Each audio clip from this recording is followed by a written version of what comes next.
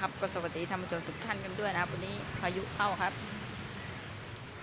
ฝนตกแรงมากครับฝนตกแรงมากครับโหครับลมแดงตัวหินนี่ค่ะอ๋อโผล่เข้าไปในรูหันอีกข้างนึง